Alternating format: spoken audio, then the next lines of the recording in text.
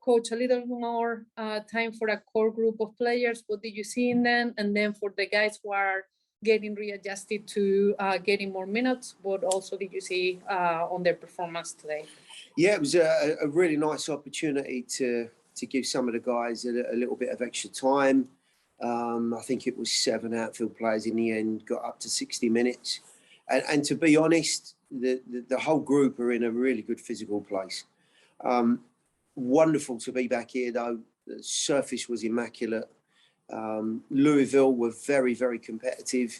And it was, really almost a perfect pre-season game where you get an awful lot out of it on both sides of the ball. Unfortunately, no goals for either team. So, bit of work to be done in the final third, but all in all, a really good afternoon's work. We're all going to open the room for questions. Tim, go ahead. Hey, Gary, when you look at where you guys are in the preseason, are you still in the kind of get guys back to fitness stage? Are you trying to, try out some new guys? How are you balancing the various different things that are your priorities with a preseason match? Well, there's always going to be that backdrop of getting up to the 90-minute mark and players being not just fit enough to play 90 minutes, but sharp enough. Those changes of pace and that ability to threaten beyond. And we've got some really good explosive dimensions to the group now. So, getting to that point is always a little bit of a challenge. Today, as we looked at the plan of action and moving back down to Florida in a few days' time, there were some guys that we felt could push on a little bit longer. There will certainly be more of those guys as we get into the Florida period again. But all in all, it's a case of trying to connect the dots now in some of the work that's been going on. Some of the defensive work, very decent, pressing, we're getting there. Certainly a lot of intensity and energy. Some really good possession. Just looking for those moments now where you can break lines, be more creative, and find that little bit of a change of pace in the final third that's going to make a difference. And of course, the icing on the cake is the finishing. Some moments today that we might well have taken a little bit more advantage of, but not to be. We'll keep working at that. As you guys go through your multiple phases of preseason here, what do you get other than, I guess, guys being able to sleep in their own beds out of the week that you guys spend at home before going back down to Florida? And I guess the match being in your home stadium as well. Well, yeah, this is, I think, for me, the most important element of this week back in Nashville. Ideal today, good timing. Great to be back in our home surrounds again. Facilities that we had down in Tampa were very decent, but nothing beats playing on a surface and in your own stadium as we've got here. I think the remainder of the week that we have, trying to navigate the weather is always a bit of a difficulty for us this time of year. But I think all in all, it's always nice to have a period where you can break up the pre-season. We had a good 2.5 weeks. I think if you go any longer than that, the guys and certainly staff members can start to get a little bit bogged down. You're away from home for a little bit too long. So to have those little breaks, go back down there again, get away from some of the inclement weather and the cold weather that we have had here and find some very competitive games down there that will take us into those final stages and towards New York City. Yeah, no, I've got a couple more, Chris, if that's okay. There you go for them. This was I believe the first competitive action that Shaq has had in a friendly so far this preseason. What did you think of his, return to playing against another team? And then I don't believe we have seen Elliot Panico yet. Is that the case? And then what's his status? Yeah, I mean, as far as Shaq is concerned, we've been a little bit more cautious with him and his building to the minutes, purely because he came back a tad later after the World Cup. And because of the type of of explosive elements to his game. Just a little bit more concern there. I thought he was terrific for 30 minutes.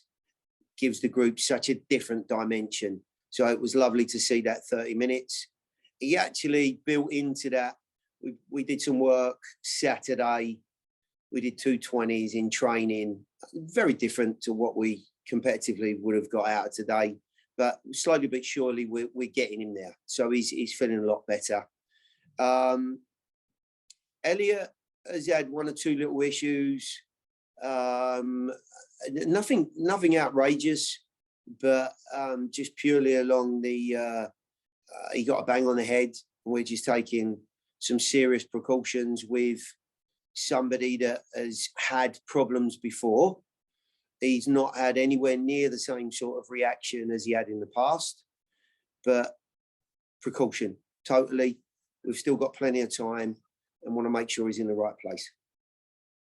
And then as you look to next week's Orlando friendly, as I look at your schedule real quick here, what are some of the things that you want to continue building on as you move through this phase of preseason? I know you already mentioned maybe a couple issues in front of goal. Is there anything else that you're really focusing on from an on-field perspective rather than just fitness as you guys approach the opener in late February? Yeah, strangely enough, I think the focus as we move towards the Orlando game is to look a little bit closer at some of those connections, build in a little bit more pressure, changes of pace, and some of that link play that you might see, or creating moments and bodies in the box to be effective. So it's not that will happen immediately from there, but you're just planting seeds in players' minds again as you work through this preseason program. So, as I said, the dots that need to be connected, some of the foundations are in place. We need to keep reinforcing them. And hopefully, as one or two of these guys get closer to match sharpness, we'll see something a little bit more natural, especially in the attacking half of the field. And then this will be the last one, Chris. Some of the new guys that you guys have added this offseason, you talked about Fafa last time around. Who's kind of stood out to you as a guy like, hey, this might be somebody who you can really expect to contribute this year? Well, we've seen some of these younger players come in, and I think predominantly a lot of those guys are going to be working their way through Huntsville. I don't think any of them are at that point where they can threaten a lot of these guys in the first team. We've been able to add Fafa, as you say, as some serious competition for the guys that we have here, and I think it gives us a wonderful dimension that I do believe will get better and better as we see him in the group. Unfortunately, probably the other biggest signing of the off-season, unless someone can correct me, is Nick Dupay, who we've not seen an awful lot of. He's had a bit of a calf issue, so we're taking some time to get him back into the group. Outside of that, you're looking at guys that are really trying to find their feet, and get a competitive look at being around what is a really strong group. These guys have, in the last 3 years, have got through an awful lot. They've got a lot of experience, not only together, but in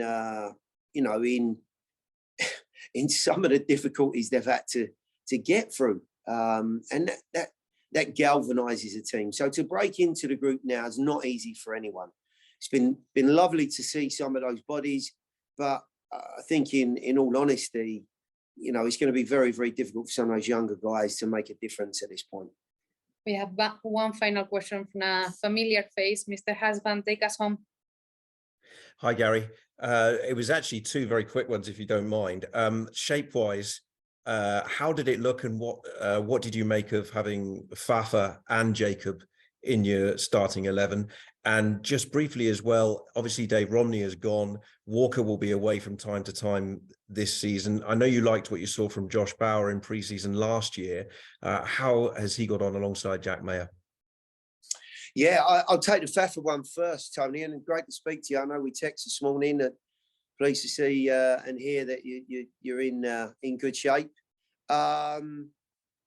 Fafa, I think Fafa gives us an almost identical look on that right-hand side to what we've been seeing from Jacob in those final sort of moments, final third of the season last year.